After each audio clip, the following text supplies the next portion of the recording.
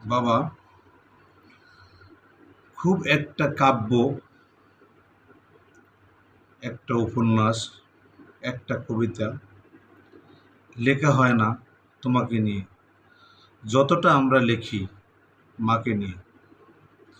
কারণ তুমি অযথা পিত্তেস করতে পারো না, কেঁদে কেঁদে বুক ভাসাতে পারো না বাবা।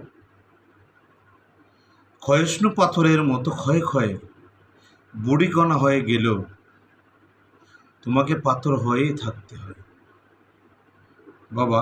কারো কাছে আবদার করার মতো, কারো কাছে কোনো অভিযোগ দেওয়ার মতো তোমার কেউ থাকে না বাবা। বাবা, তোমার বিসর্জনের কথাগুলো কেউ জানে না। তুমি কত কিছুই না ত্যাগ করো যখন বাবা হও। এক সময়ে তোমার পোশাকে কোনো ময়লা পড়তে দিতে না, সেই তুমি ধুলোবালি মাখা সন্তানকে পরম আদরে তোমার করে তুলে নাও বাবা। যে মানুষটি সামান্য বোঝাটুকু টানত না, সেই তুমি এক সময় সন্তানের জন্য ভারী বোঝার মতো বোঝাটিও কাঁধো বহন করে ঘুরে বেড়াও বাবা।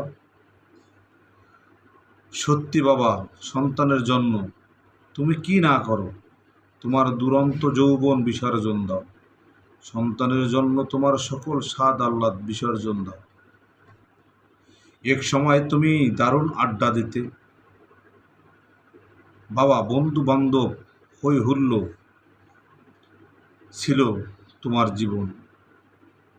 সেই তুমি সন্তানদের জন্য একে একে সব ছেড়ে দাও, হয়ে যাও ঘর কোনো এক বোবা মানুষ, যে নিজেকে উজাড় করে সংসারের জন্য, সব কিছু দিয়ে যেতে শুরু করে বাবা। তোমার শার্টগুলো কখনো দামি হয় না, কখনো বেশি হয় না।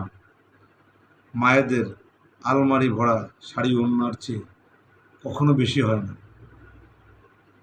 বাবা। তোমার জুতা জোড়া চলে বছরের পর বছর,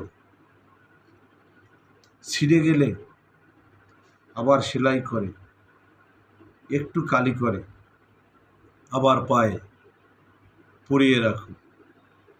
মোবাইলটি অকেজো হয়ে গিয়েছে, ধাপটিয়ে ধাপটিয়ে রাবার দিয়ে বেঁধে তুমি ব্যবহার করো। নূতন